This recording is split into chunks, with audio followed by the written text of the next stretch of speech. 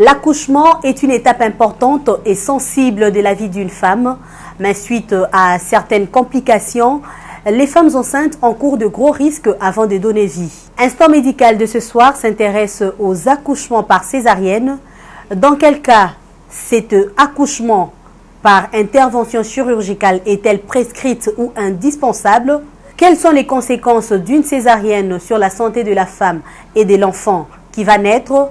Quel est le coût exact de cette intervention chirurgicale en République démocratique du Congo? On en parle ce soir avec le docteur Yolande Kapende, gynécologue obstétricienne à la clinique Ngaliema, mais aussi au centre médical Maman Agnès Kamine à Bandalungwa. Mesdames, Messieurs, bonsoir et bienvenue dans ce numéro d'Instant Médical.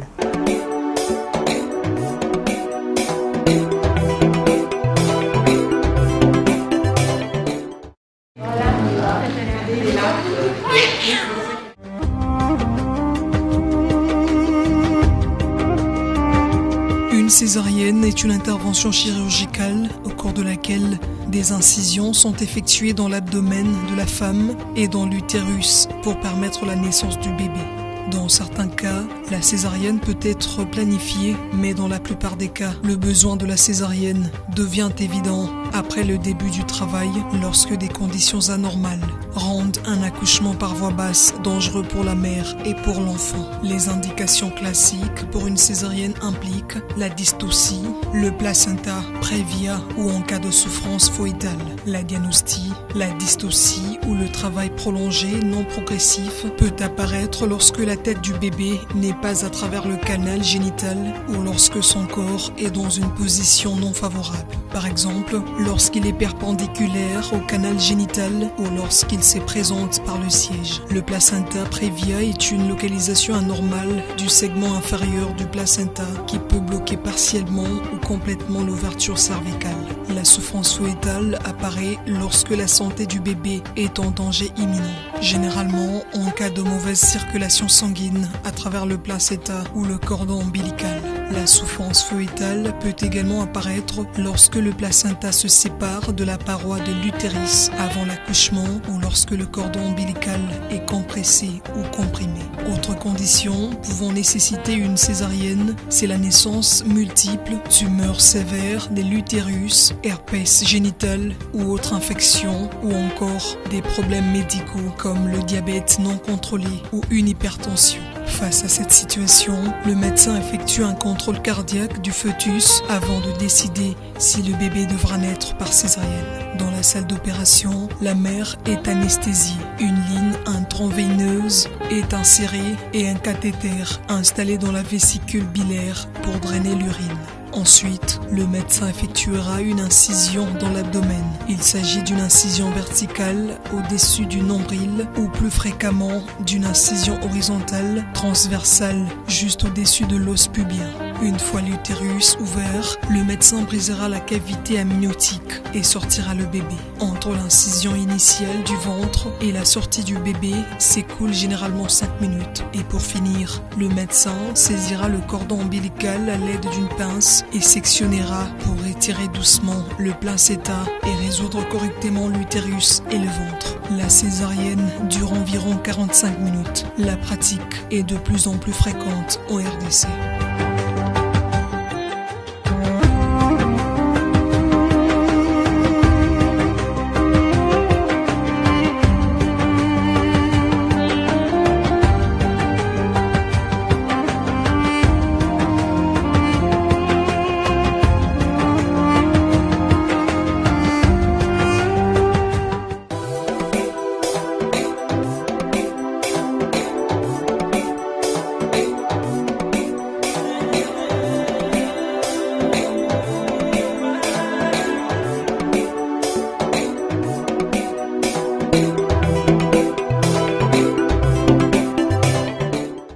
Merci beaucoup, docteur Yolande Kapende. Bonjour.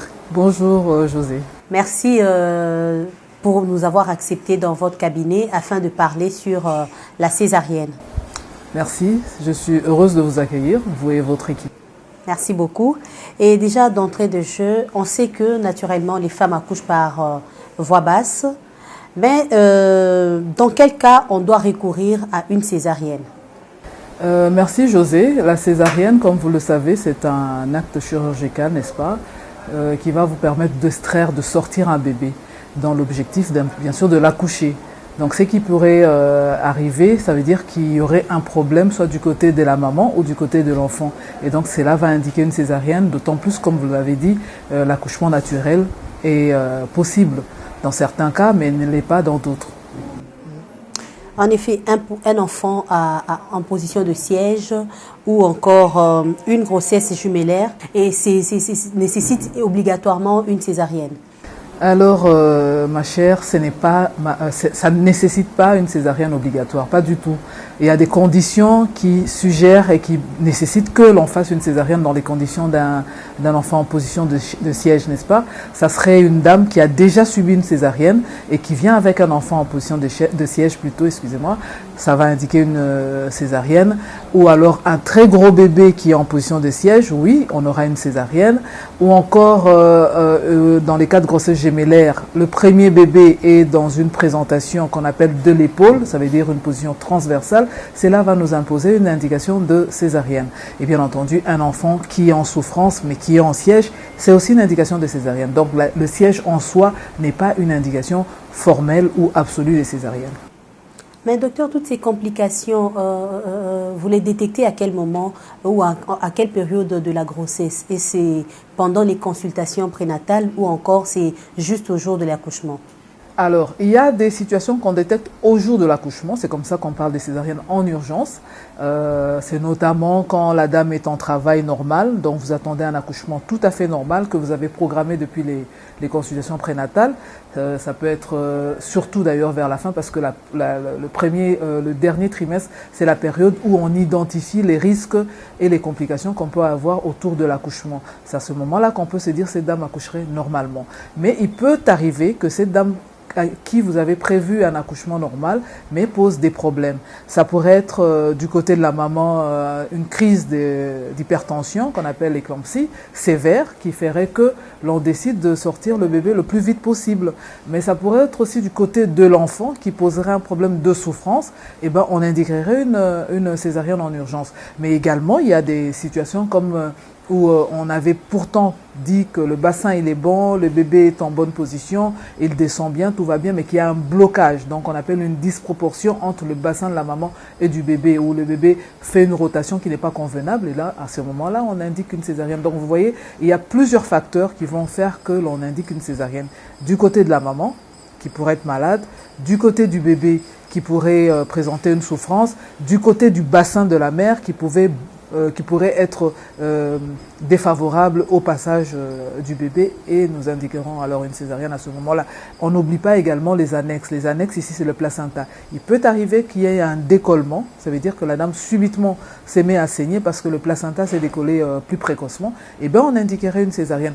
Ou la dame entre en travail et qu'on a le cordon vient avant la présentation, on indiquerait une césarienne. Ou au moment où on s'attendait, tout va bien, une rotation incorrecte, ça veut dire que c'est l'épaule, la main qui se présente en premier, on indiquerait une césarienne. Donc il y a beaucoup de paramètres et beaucoup de facteurs. Donc on décide de la césarienne un peu avant la fin de la grossesse ou alors pendant le travail. D'où une bonne consultation, des bonnes consultations prénatales, mais aussi une très bonne surveillance autour du travail de l'accouchement.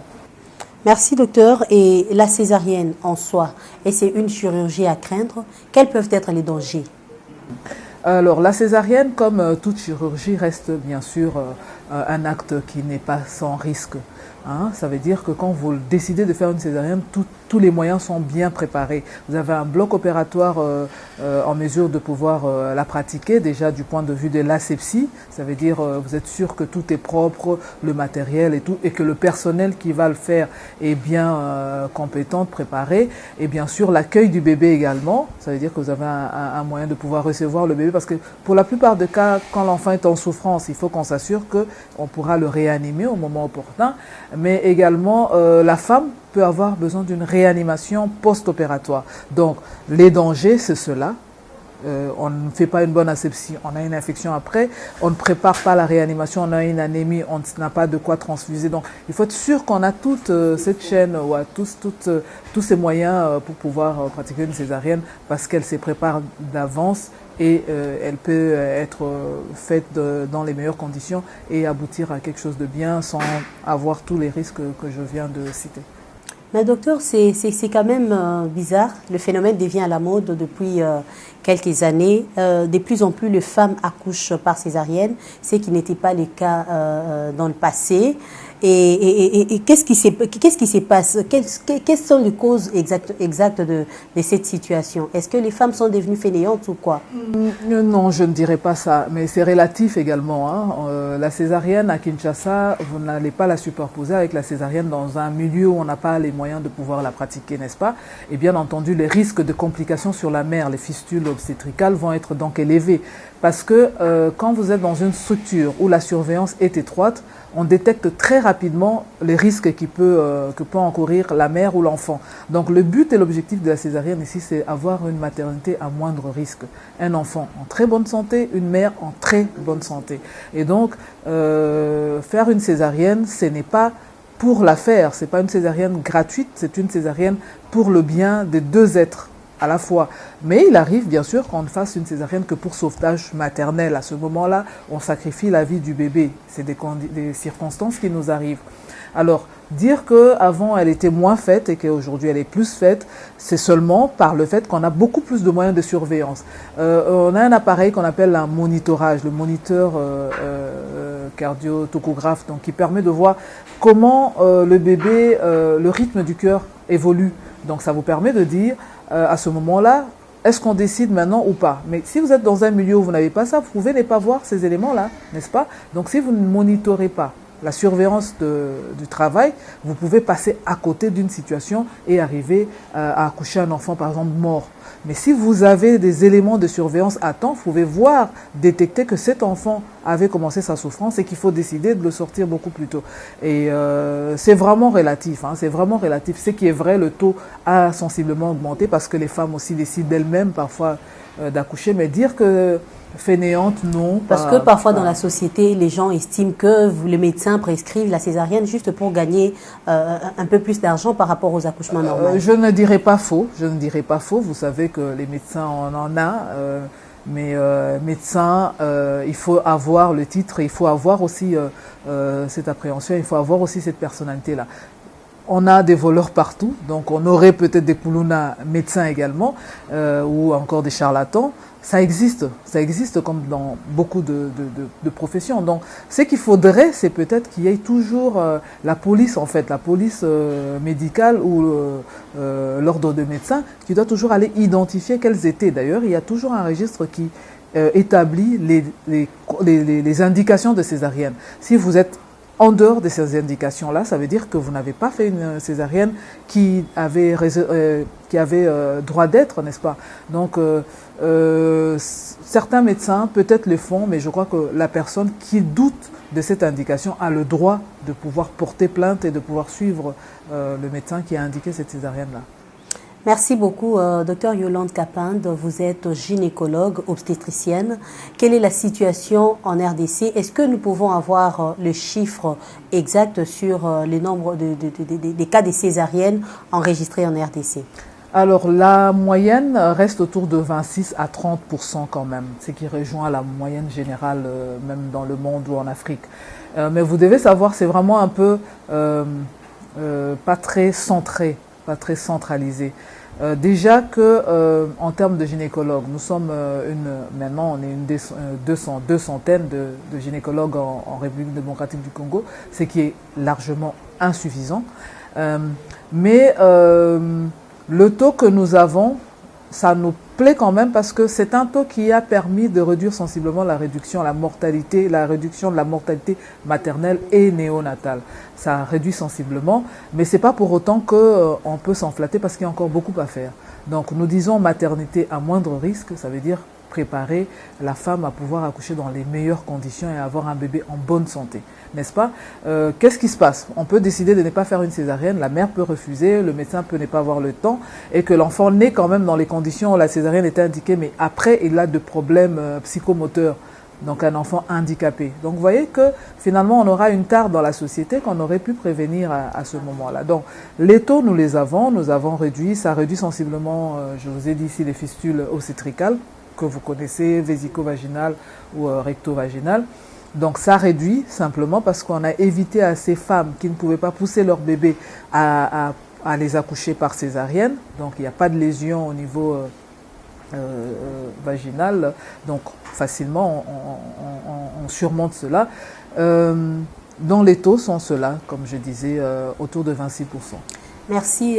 Est-ce qu'une femme qui vient de subir une césarienne peut allaiter convenablement son bébé? Absolument, elle est obligée d'allaiter. Je vous ai dit, la particularité de la césarienne, c'est simplement un accouchement chirurgical, simplement. Donc, pour le reste, tout est dans les normes. Il y a bien sûr les médicaments, donc l'anesthésie que l'on va donner, mais en dehors de cela, la femme est en mesure d'allaiter, mais il faut bien sûr un soutien à côté psychologique qui va l'aider parce que bien sûr elle a peut-être les douleurs autour de la plaie et tout ce qui s'ensuit, mais elle est obligée et devrait d'ailleurs allaiter son enfant. Ok, docteur Yolande Kapend, une autre question. Après avoir accouché par césarienne, peut-on espérer avoir une maternité normale, donc accoucher par voie basse? Oui, très cher, c'est très possible, mais il faudrait vraiment être sûr d'avoir levé les indications absolues des césariennes, n'est-ce pas? Un bassin chirurgical. On ne pourrait pas demander à cette dame demain d'accoucher normalement. Ça veut dire qu'elle est appelée à n'accoucher que par césarienne, n'est-ce pas? Mais par contre, une dame qui a un bon bassin, mais qui a accouché par césarienne parce qu'elle a eu un problème circonstanciel, une hypertension, un diabète gestationnel qui a imposé parce que le bébé était trop gros, un décollement de placenta, une souffrance fœtale, des indications qui viennent de manière tout à fait sporadique.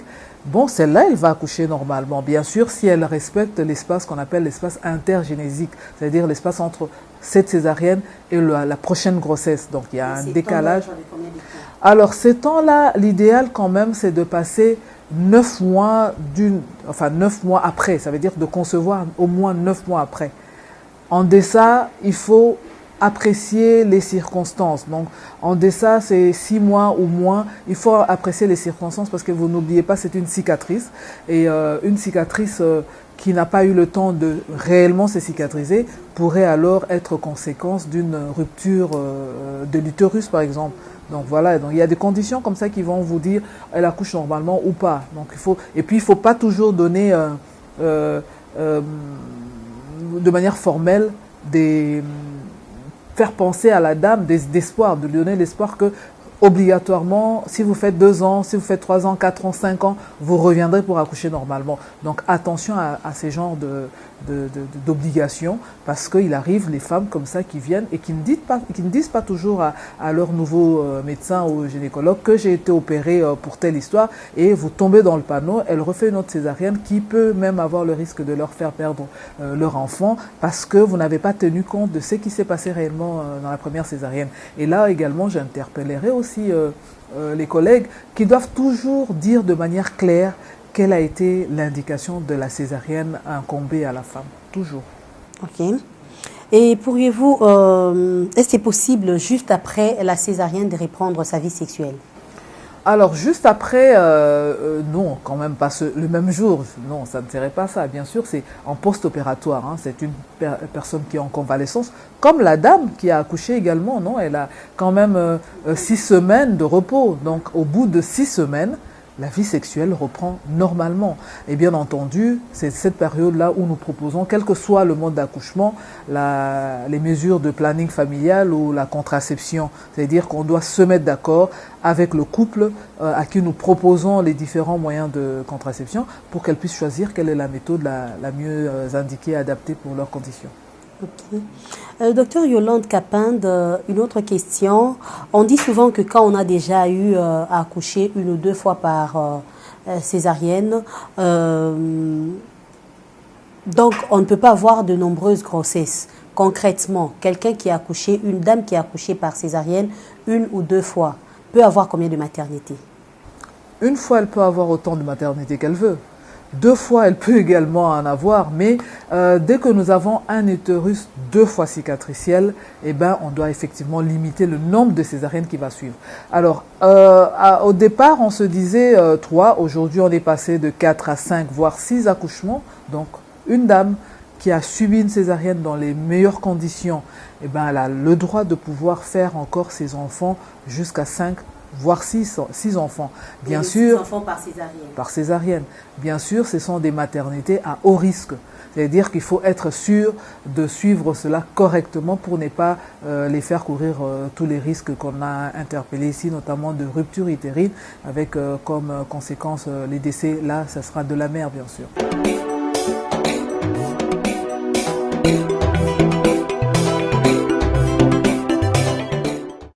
Docteur Yolande, la césarienne, comment elle est perçue par les femmes enceintes elles-mêmes? Est-ce qu'elles ont le moral haut pour subir cette opération?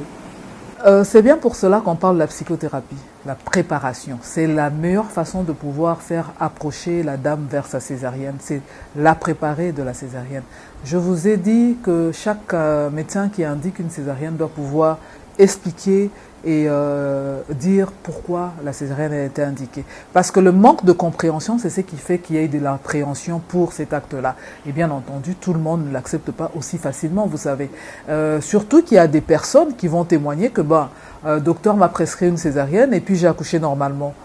N'est-ce pas? Donc ça veut dire qu'il faut vraiment faire la part de choses. Il faut expliquer que j'indique ceci pour telle ou telle autre raison.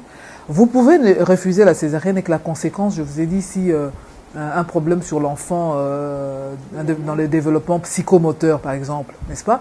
Ou alors les fistules chez la dame parce qu'elle n'a pas voulu, elle s'est laissée travailler et puis après elle connaît cet handicap-là. Donc bref, quand vous avez préparé la dame psychologiquement que la césarienne est bonne pour son état, pour l'état de son enfant, je pense qu'il n'y a pas de problème à ce qu'elle l'accepte favorablement. Mais ça reste une chirurgie, ça veut dire qu'il y a toujours de l'appréhension. Donc il y a cette crainte, comment ça va se passer. Et comme on disait, le risque de l'anesthésie est bel et bien là. Le risque tout autour de l'intervention, l'infection qui pourrait survenir, l'anémie qui pourrait survenir, les complications respiratoires. Donc bref, il y a certaines choses qui peuvent arriver. Mais une fois que vous avez préparé la personne comme il se doit et que vous surveillez tous ces éléments autour, je ne pense pas que on peut avoir encore un souci de l'indiquer et la personne, je ne pense pas qu'elle refuserait, si elle a bien compris de quoi s'agit-il, d'accepter la césarienne. Vous venez là d'évoquer les infections. J'aimerais savoir quels sont les genres d'infections qui peuvent engendrer une césarienne. Alors, on parle d'infection post-opératoire, mais autour de la césarienne, il y aura principalement une infection vraiment ascendante. Ça veut dire infection locale au niveau de l'endomètre qu'on appelle une endométrite. Et c'est cette endométrite qui pourrait se compliquer en péritonite. Donc ça veut dire qu'elle était localisée au niveau de l'utérus seulement et puis se retrouve dans tout le ventre. Alors on parle de pelvipéritonite quand elle se comprend juste autour de l'utérus, mais quand elle prend tout le ventre, donc on a du pus partout parce qu'il y a eu un germe qui n'a pas été contrôlé, qui a pullulé de par-ci et de par-là, et donc c'est cette infection-là qui devient une infection qui pourrait aller vers une infection généralisée, déjà la péritonite, et c'est très dangereux quand on l'a pas bien surveillée parce que si elle est généralisée, elle va avoir de complications sur tous les organes, donc elle sera multiviscérale avec les complications que cela va suivre. Donc quand vous êtes dans le risque infectieux, parce que ça peut arriver également aussi, une dame qui a rompu les membranes longtemps avant le début de travail et que vous la prenez plus tard, sachez que si vous n'avez pas pris des précautions au départ de prévenir cette infection en donnant des antibiotiques, aujourd'hui vraiment on a cette faveur d'avoir les meilleurs antibiotiques qui nous aident vraiment beaucoup à limiter sensiblement les risques infectieux et inflammatoires avec les antidouleurs. Alors grâce à cela, donc le risque infectieux est bien réduit. Donc c'est dangereux quand elle n'a pas été contrôlée. On dit que la césarienne est 50 fois mortelle en Afrique. Vous confirmez cela? Je ne confirme pas, parce que ce qui est vrai, je n'ai pas beaucoup d'éléments en faveur, mais cette mortalité, bien sûr, ça serait lié à l'infection. Vous devez savoir que l'infection chez la mère, c'est parmi les causes de mortalité maternelle, n'est-ce pas? Il y a l'hémorragie du point de vue obstétrical, l'hémorragie et la toxémie gravidique, donc la prééclampsie, et bien entendu vient l'infection. Donc, par causalité, on dirait que ça pourrait aussi favoriser à entrer dans ce taux-là. Donc la césarienne elle-même peut entraîner de fortes hémorragies, donc elle va augmenter le taux de mortalité, peut entraîner l'infection, elle va entraîner le taux de mortalité. Donc effectivement, ça pourrait être les 50% possibles. En Afrique, oui, subsaharienne surtout, oui. Et en RDC, vous avez déjà mis en place des précautions pour éviter que tout cela n'arrive? Oui, on fait des efforts. Moi, je suis quand même la vice-présidente de la Société de gynécologues congolais, donc région ouest. Donc on fait des efforts avec le SONU, c'est-à-dire les soins obstétrico-néonatal d'urgence. On essaie de mettre en place des mesures pouvant permettre à des prestataires de prévenir toutes ces situations-là.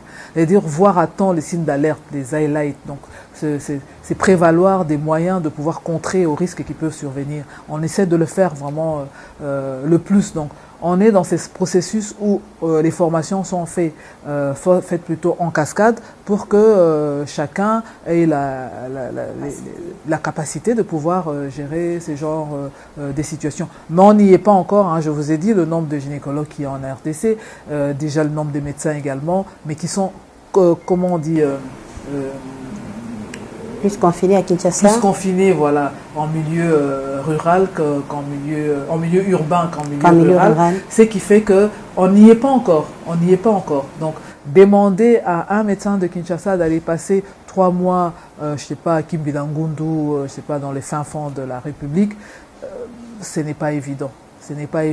Donc, déjà que les moyens ne sont pas mis à disposition, donc alors demander d'aller faire ça, ce n'est pas évident. Mais si on arrive à mettre en place, à mettre des moyens capables de pouvoir nous aider à faire cela, eh ben, je crois que ça va être essaimé de partout la RDC et on va limiter sensiblement tous ces risques-là. Est-ce que particulièrement vous-même avez déjà rencontré ces genres de complications lors d'une césarienne? Bien sûr, c'est des complications qui ne peuvent pas vous échapper, hein, n'est-ce pas? Moi, j'ai l'opportunité de travailler dans un grand hôpital de la place, ce qui fait que nous recevons parfois des cas qui sont venus d'ailleurs avec des problèmes déjà en soubassement. Donc, vous recevez un cas que vous n'avez pas connu, que vous n'avez pas préparé et que vous terminez. Eh bien, quelqu'un qui a emmené ces problèmes devrait finir avec ces problèmes quand même. Et nous, on essaie de limiter les complications, mais ça marche pas toujours. Hein. Donc, parfois, c'est parce que les moyens au niveau de la personne sont limités et donc on n'a pas toujours les moyens de pouvoir contrer ce à quoi on craint. Voilà, docteur Yolande Kapens, la césarienne, ça coûte combien? La césarienne, ça coûte combien? Je ne sais pas. Parce que la césarienne, elle est différente d'un milieu à un autre. Si vous êtes chez les sœurs de Kimbaseke, je pense que la césarienne va vous coûter la moins chère possible. Si vous êtes dans un cabinet privé ici, vous aurez un coût différent. Si vous êtes à la clinique Galiema, vous aurez également un autre coût. Mais la moyenne peut varier. Je ne sais pas vous donner une moyenne claire. Je sais que tous les grands hôpitaux de la ville ont une moyenne autour quand même de 1200 $ quand même. Hein. Ça, c'est la moyenne, la plus réduite.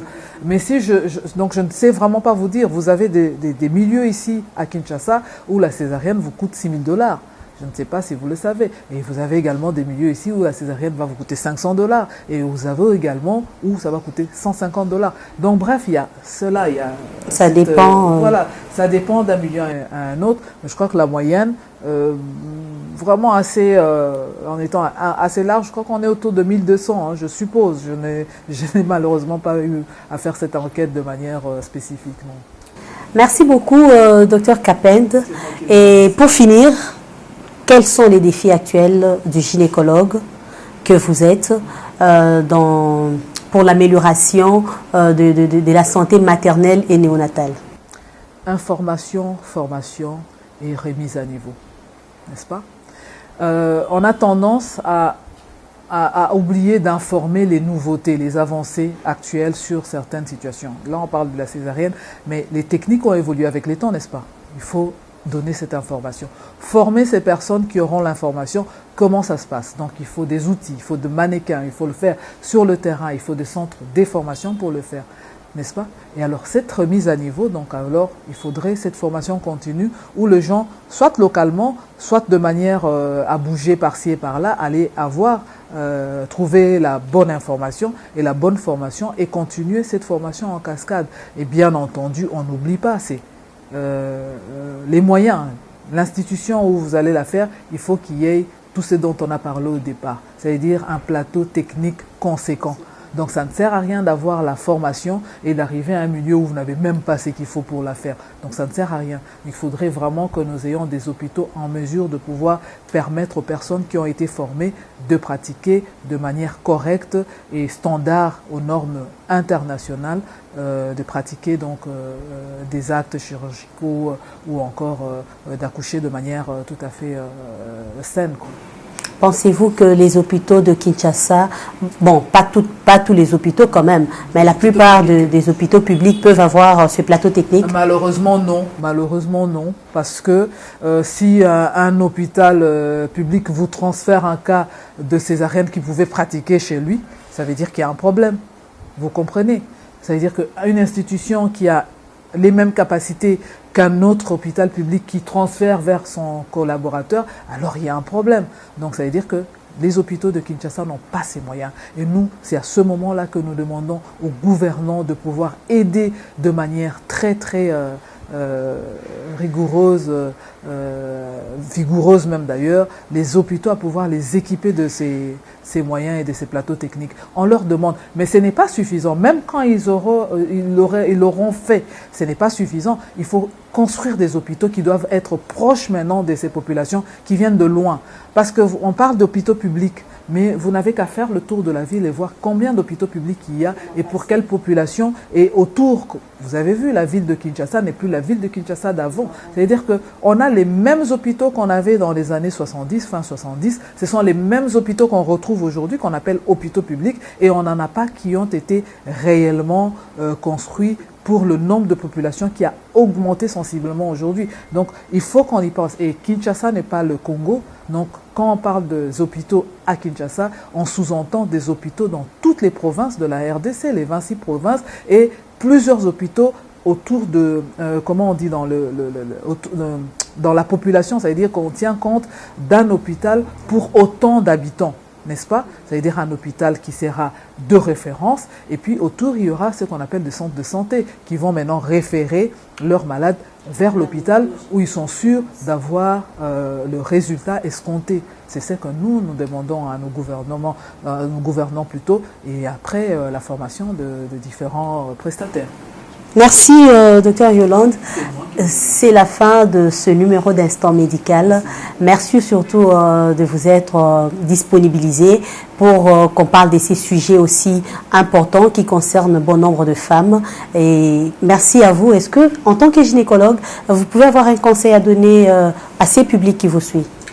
Alors, au public, on vient de parler de la césarienne, c'est que il est important de parler des consultations prénatales, hein, parce que c'est ce qu'on oublie. Moi, ce que je conseille dans ces genres de situations, ce sont les consultations prénatales.